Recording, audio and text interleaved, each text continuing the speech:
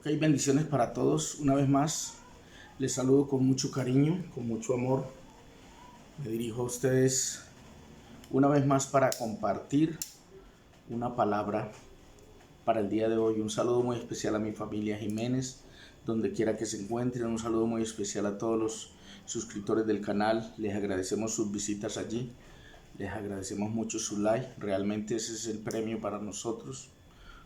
Este canal todavía no está monetizado. La intención tampoco es esa, pero nos agrada saber que nos oyen y que nos ven de diferentes lugares. Si quiere hacer un comentario, pues la caja de comentarios también está abierta, puede dejarlo. Muchos agradecimientos a los que nos han dejado un saludo desde allí, de Costa Rica, de otros países. Gracias por su visita en el canal y esperamos serle de bendición. Seguimos tratando un tema que he venido tratando y me decidí tratarlo ampliamente, es decir, ampliar el tema del nuevo pacto, y lo he titulado el Pacto Nuevo y Eterno, haciendo un recorrido por los pactos transitorios, ya que todos los pactos de alguna manera son transitorios hasta llegar al nuevo pacto, en vista de que hay que hacer una transición de un pacto a otro pacto. Y en este caso, ayer terminé en la número 1, cuando les hablé acerca del pacto mosaico, cómo se hacían lo que eran los pactos en sí, cómo se realizaban, cómo se partían los animales por la mitad y por en medio se pasaban las personas como para demostrar el costo de un pacto. En este caso, el pactante es nuestro Dios, el que pacta con los seres humanos, ya que el ser humano no puede hacer pactos en vista de que no tiene que ofrecer. Sin embargo, Dios ha querido hacer pactos con los seres humanos a través de todos los tiempos. Hebreos 12:24 dice: ¿qué has hecho?, exclamó el Señor. Desde la tierra, la sangre de tu hermano reclama justicia. Según Génesis 4:10, dice, habla de que Jesús es el mediador de un nuevo pacto, y dice que habla mejor que la sangre rociada. Es la sangre rociada que habla más fuerte o mejor que la de Abel. Entonces, que si la sangre de Abel hablaba a Dios desde la tierra, clamaba justicia, cuánto más la sangre de Cristo, que es una sangre que ha dejado un camino vivo y nuevo a través de la rasgadura del velo que se abrió para que entráramos al lugar santísimo por ese camino nuevo que Él nos abrió a través del velo. Y dice la Biblia que ese velo representaba su carne. Ahora sí, Moisés envió a jóvenes que sacrifiquen varios novillos y dividió la sangre en dos partes. Una parte la derramó sobre el altar delante de Dios, y después de leer la ley al pueblo y ellos prometer cumplirla, la otra parte de la sangre la roció sobre el pueblo. Este era un pacto sellado en sangre entre Dios y su pueblo. En todos los pactos siempre había que sacrificar algo, ya que pues la sangre ha sido representativa por parte de Dios para mostrar que está haciendo un pacto con el hombre. Voy a hablarles, en este momento quiero hablarles de un pacto unilateral. Ese pacto unilateral Dios lo realizó con Abraham. Dice que el pacto, en este pacto unilateral, el pacto unilateral no fue hecho por dos personas como los pactos comunes que se hacen entre dos. En este caso es Dios el que hace el pacto, es decir, unilateral es que tiene una sola dirección ese pacto. Es una promesa de una sola parte, alguien con amor incondicional que promete algo grandioso, sin condiciones y sin esperar nada en cambio. Dios no esperaba nada a cambio a través de este pacto. Abraham vivía en Ur de los Caldeos, al lado de su padre, una ciudad idólatra, por cierto. Ur de los Caldeos era una ciudad que practicaba la idolatría. Esa ciudad hoy actualmente es Irak. Él y su familia eran paganos, por cierto, y servían a dioses extraños. Usted encuentra eso en Jueces, capítulo 24, verso 2. La tradición judía dice que su padre, Taré, era fabricante de ídolos. Imagínense, no iba a saber de idolatría Abraham, entonces, si su papá era fabricante de ídolos. Dios sorpresiva y soberanamente llama a Abraham y le pide que deje su tierra, sus parientes y la casa de su padre, y que vaya a una tierra desconocida para él, que él le mostraría y lo haría una nación grande, según Génesis 12, verso 1 al 4. Ahí está el llamamiento de Abraham.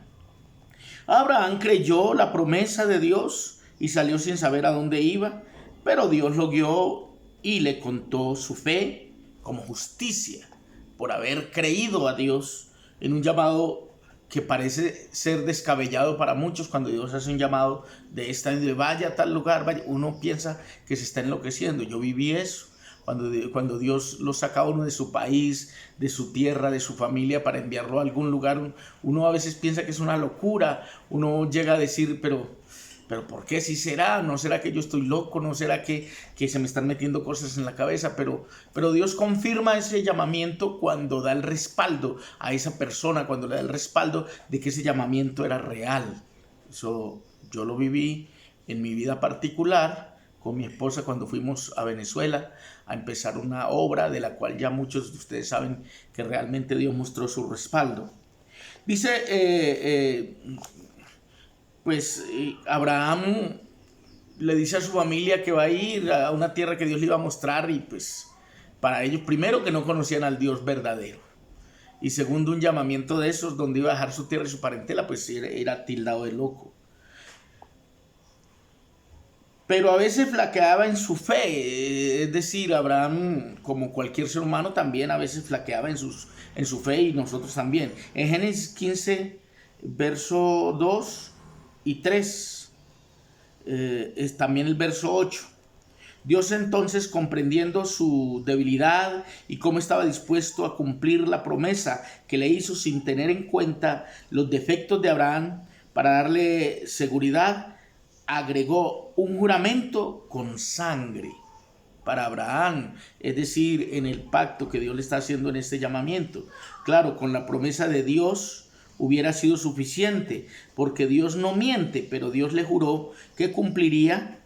Para darle más seguridad a Abraham, tendría ahora no solo una promesa oral, sino un juramento o pacto de sangre que Dios, para comprometerse, para que hubiera un compromiso más serio y vencer así la debilidad de la incredulidad que pudiese haber tenido Abraham, aunque como él le creyó a Dios, le fue contado por justicia.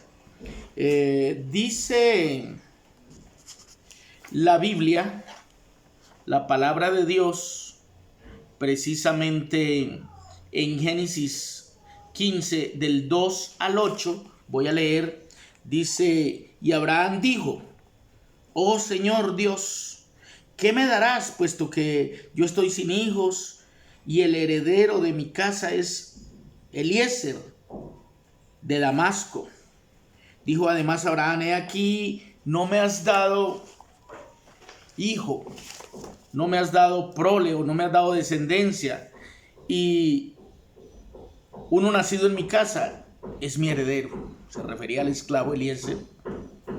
Pero he aquí que la palabra del Señor vino a él diciendo: tu heredero no será este, sino uno que saldrá de tus entrañas, él será tu heredero. Verso 5 dice: lo llevó fuera y le dijo: ahora mira al cielo y cuenta las estrellas, si te es posible contarlas. Y le dijo: así será tu descendencia. Y Abraham creyó en el Señor, y él se lo reconoció por justicia, y le dijo: yo soy el Señor, que te saqué de Ur de los Caldeos para darte esta tierra, para que la poseas. Verso 8. Y él dijo: oh Señor Dios, ¿cómo puedo saber que la poseeré? Es decir, hay dudas en él. Génesis 15 del 2 al 8. Imagine usted a Abraham escuchando esto y ir a acostarse de pronto afuera, fuera del techo, mirando las estrellas. Y el Señor le dice que así como ese mundo de estrellas, después de que Dios la pone a contarlas, Él no es capaz de contarlas. Y le dice, pues así va a ser tu descendencia. Y el que no había tenido hijos, pues le tocó creerle a Dios. Y ya hoy sabemos usted y yo cómo ha sido la descendencia de Abraham. Tan así que de Ismael salen 12 patriarcas y también de Isaac salen también 12 patriarcas, de los cuales hoy se compone todo el pueblo de Israel, Judea, Samaria, todas estas tribus vienen de los lomos de Abraham, de esa promesa que Dios le hizo. Él respondió, tráeme una novilla de 3 años, una cabra de 3 años, un carnero de 3 años, una tórtola y un pichón. Verso 10 dice, él le trajo todos estos y los partió por la mitad y puso cada mitad enfrente de la otra, mas no partió las aves. Y las aves de rapiña descendían sobre los animales sacrificados, pero Abraham las ahuyentaba. Y sucedió que a la puesta del sol un profundo sueño cayó sobre Abraham.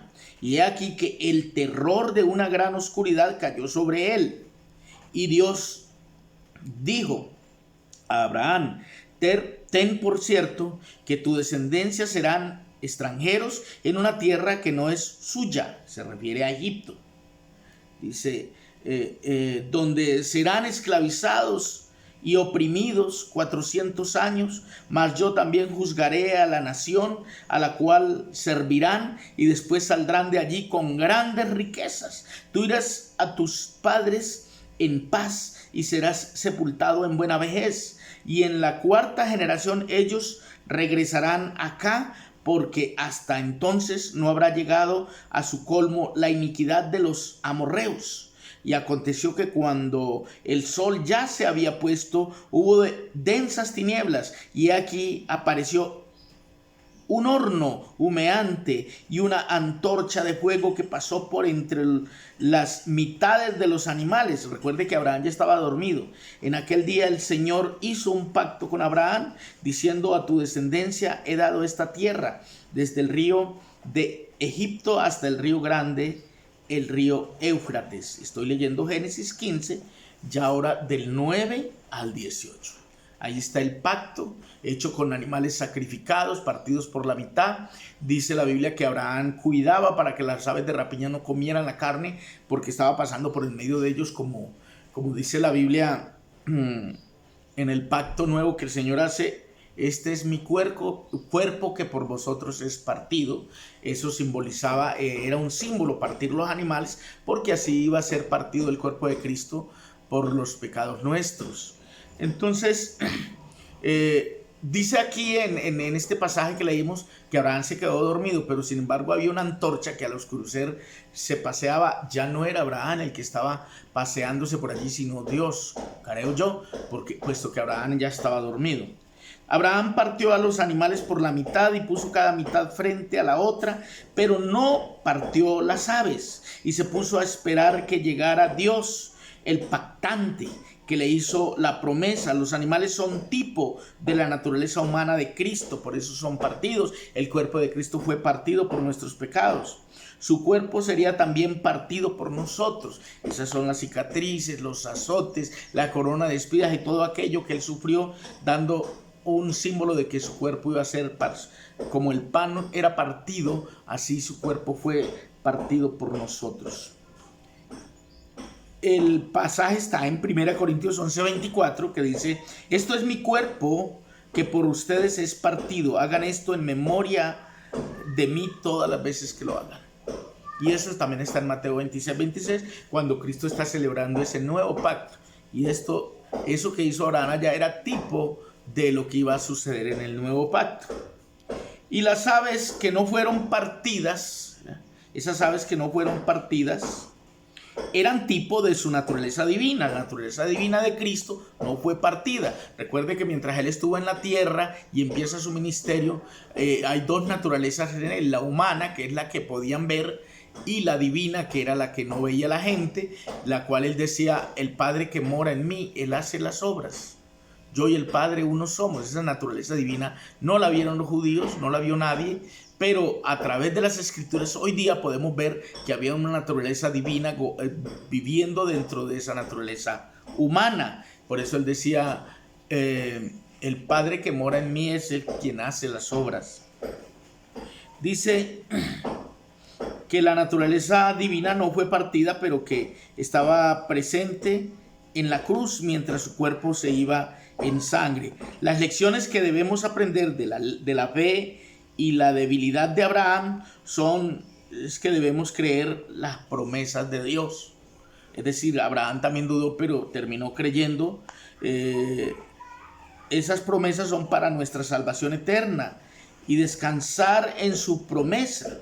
Y cuando nuestra fe flaquea, Dios, a través de su palabra, la iglesia, y más que nada a través de la sangre, o sea, la cena, en la que comemos periódicamente el cuerpo partido y bebemos la sangre del pacto derramada por nosotros, nos da seguridad del perdón y de su pacto. La sangre de Jesús selló el pacto o alianza nueva o el pacto nuevo y eterno del cual les estoy compartiendo. Ese pacto nuevo y eterno que está representado en la cena que el Señor celebra cuando dice: este es mi cuerpo que por vosotros es partido. Y luego toma la copa y dice: esta es la sangre, es mi sangre del nuevo pacto que por vosotros es entregada. Ahí se está celebrando ese nuevo pacto que va restaurando esa relación entre Dios y el hombre. Cuando nosotros asumimos ese pacto, lo recibimos, lo aceptamos y nos hacemos partícipes de ese pacto en nuestra vida. La sangre de Jesús, su Hijo, nos limpia de todo pecado. Primera de Juan 1:7 dice que la sangre nos limpia de todo pecado. Es la sangre de Cristo la que nos limpia de todo pecado. Nuestros pecados son limpios por la sangre de Cristo, la sangre de un cordero sin mancha. Por esa sangre, usted y yo hoy somos limpiados. Primera de Pedro, capítulo 1, verso 18 al 21, en la Biblia de las Américas, dice de la siguiente manera: sabiendo que no fuisteis redimidos de vuestra vana manera de vivir, heredada de vuestros padres, con cosas perecederas o corruptibles, como oro o plata, sino con la sangre preciosa, como de un cordero sin mancha. Es decir, la redención de nosotros no se efectuó con oro ni con plata, sino con la sangre preciosa de un cordero que ofrecieron en holocausto o sacrificaron novillos como ofrendas de paz al Señor. Moisés tomó, es decir, esta palabra lo pone a pensar a uno, hermano, porque en realidad es maravilloso cómo se efectuó ese sacrificio, esa sangre preciosa que lo limpia a usted y a mí, esa sangre preciosa que nos da esperanza, esa sangre preciosa que nos redime. Gloria al nombre del Señor. Ahora bien, quisiera traer a la memoria que tus pecados y mis pecados son limpiados por la sangre de Cristo en la cruz del Calvario. Ese recuerdo que se hace cada año, esas ceremonias que hacen los pueblos, inclusive en esa semana llamada la Semana Santa, y que inclusive los canales de televisión pasan esas películas en las cuales los que nos gusta el tema religioso y estos temas que tienen que ver con Dios, vemos esas películas y cómo se humedecen nuestros ojos. En algunos de nosotros corren las lágrimas por acá, viendo cómo Él fue sacrificado, cómo sufrió por los pecados del mundo, para que usted y yo hoy tengamos salvación. Lo cual quisiéramos decirle al mundo que valió la pena lo que el Señor hizo. Sí valió la pena. Sí valió la pena que el Señor se ofreciera por nosotros, que muriera el justo en lugar de los injustos, como está simbolizado allí cuando en esas mismas escenas de la película, también lo narra las escrituras, el que tenía la autoridad supuestamente de castigar a Jesús y de crucificarlo. Ellos están pidiendo la crucifixión para él, pero este hombre, queriendo salvarlo, él quería evitar que Cristo fuera a la cruz, cosa que no podía permitirse porque ya estaba establecido por Dios. Él dice que él saca a un malhechor llamado Barrabás y lo pone uno al lado del otro y dice: miren, yo tengo la autoridad de soltar uno de ustedes. ¿Por qué no? O sea, él, a ver si pedían a Jesús que soltaran a Jesús y que crucificaron a Barrabás. Qué triste hubiera sido para nosotros que se hubiera permitido eso, y en vez de que Cristo pagara por nosotros fuera colgado un malhechor, todavía estuviéramos bajo todo el pecado, todavía el diablo estuviera la autoridad sobre los pecadores y todavía estuviéramos en esclavitud. Pero afortunadamente se hizo lo que Dios había predeterminado, ya estaba establecido, estaba determinado por Dios que iba a morir un justo por los injustos, y así lo dijeron allí. Cuando ellos piden a Barrabás, suelten a Barrabás, ¿y qué hacemos con Jesús? Dijo: bueno, crucifícalo. Y dijeron ellos: que su sangre sea sobre nosotros y sobre nuestros hijos. Y así fue, y hasta el día de hoy esa sangre es la que nos limpia de todo pecado, porque Cristo es el Cordero de Dios que quita el pecado del mundo, y allí en ese pacto mosaico podemos haberlo visto. Ya entonces pasamos el pacto edénico, pasamos el pacto de Abraham, y también hablamos acerca del pacto mosaico y cómo se hacen los pactos. En la próxima enseñanza entonces estaremos hablando un poquito más de estos pactos transitorios hasta llegar al pacto nuevo y eterno en el cual debe estar la iglesia actualmente. Bendiciones para todos, saludos para mi familia Jiménez, donde quiera que se encuentren, y un saludo muy especial para todos los que están llegando al canal día a día. Denle like a la campanita para que le llegue nuestro contenido. Seguiremos tratando este tema. Muchas bendiciones. Les amo en el amor del Señor.